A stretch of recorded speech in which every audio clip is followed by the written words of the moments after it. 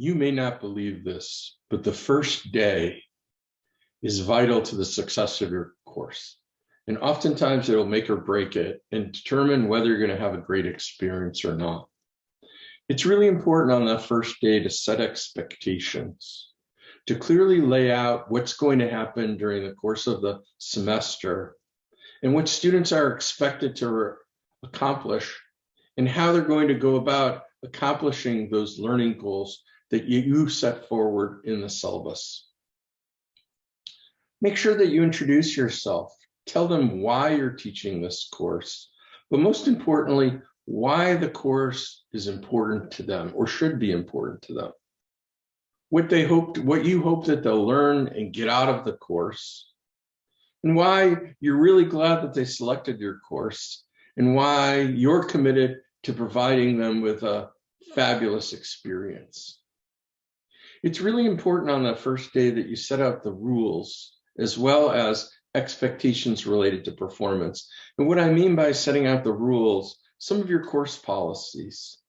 It's really important that you set the expectation that everybody come to class, that it's expected that they don't miss classes.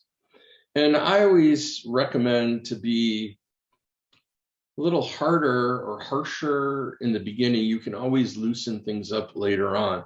But if you don't set the expectation that, hey, I expect you to be here, I hate to tell you this, but they're not going to come. It's also important that you set the expectation when the deadlines are and that you expect them to meet those deadlines. Talk about how you're going to evaluate their performance during the course of the semester. But most importantly, on that first day, you want to begin the process of establishing a sense of community and this idea that we're in it together. So find an icebreaker, find a way for students to start talking amongst themselves, find a way for you to begin carrying on a dialogue with those students. And it just doesn't have to be about the course material. It could be about a variety of things. So a number of our instructors like to play some music even before the students arrive. And as the students arrive, they engage in informal conversations with them about the music or about something that's going on in the world. And as the students arrive and see you talking to them, they'll talk back to you. And before you know it, oh, it's time for the class to start. But everybody's been talking for 5 or 10 minutes, and they'll just keep the conversation going as you direct it now towards course content. If you've got a guide, introduce your guide and talk about the role that the guide's going to play during the course of the semester. But most importantly, and I can't overstress this, if you're teaching the course remotely, explain to the students why you're remote.